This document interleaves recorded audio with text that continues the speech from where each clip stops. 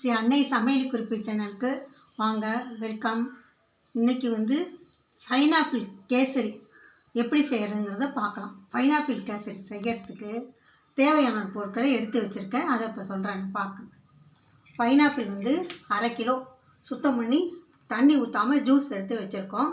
2 tumbler ரவை, வறுக்கலை, இனிமேல் தான் வறுக்க போகிறேன். 2 டம்ளர் சர்க்கரை 4 டம்ளர், முந்திரி பருப்பு ஒரு 50 கிராம், நெய் ஒரு கப் எடுத்து வச்சுருக்கேன். சன்ட்ராப்ஸ் எண்ணெய், நெய்யே போட்டு செய்கிறத விட சன்ட்ராப்ஸையும் கொஞ்சம் கலந்துக்கிறேன். குங்குமப்பூ, ஏலக்காய், பச்சை கற்பூரம் பொடி பண்ணது.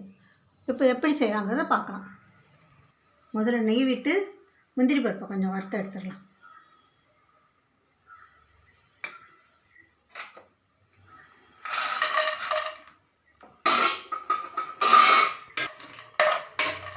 முந்திரி பருப்பு நெய்யில் வறுக்கிறேன். பருப்பு வறுத்துருச்சு, எடுத்துகிட்டு ரவையை வறுத்தோம்.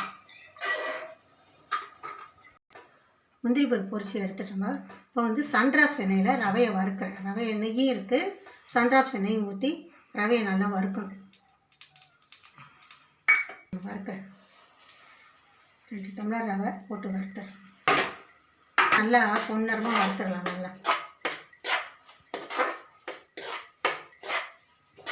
ரவை நல்லா பொன்னரமாக வறுபட்டுச்சு. நல்லா இப்போ சுடுதண்ணி 1க்கு 2 டம்ளர் தண்ணி பாயில் பண்ணி வச்சுருக்கேன்.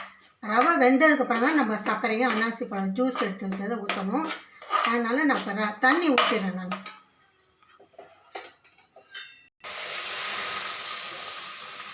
மூடி வச்சிடணும். மூடி வச்சு வெந்ததுக்கப்புறமேட்டு சர்க்கரையை அளந்து வச்சுருக்கேன். சர்க்கரையும் அன்னாசி பழத்தையும் ஊற்றிடுறேன். பைனாப்பிள் ஜூஸ் எடுத்து வச்சுருக்கேன், அதை ஊற்றிக்கலாம்.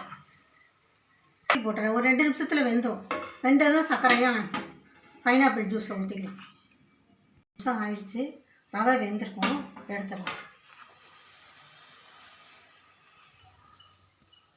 இப்போ பைனாப்பிள் ஜூஸை ஊற்றிடுறேன்.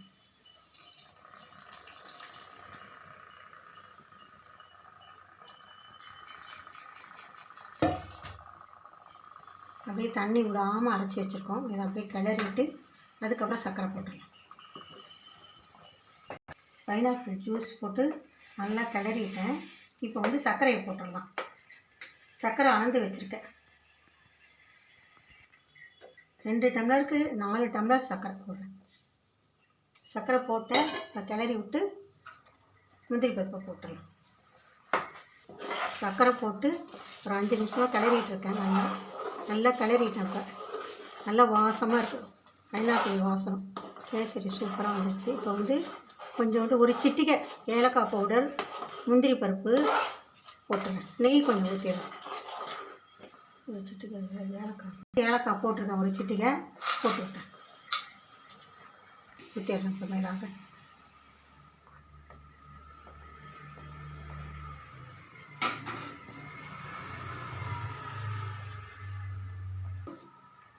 குங்குமம் போடுறேன்.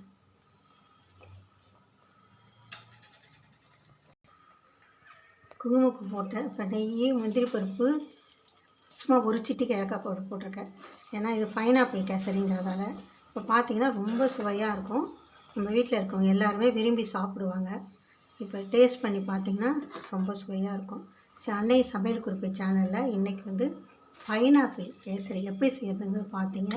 நீங்களும் உங்கள் இல்லத்தில் செஞ்சு சுவையாக எல்லோரும் கலந்து சாப்பிடுங்க.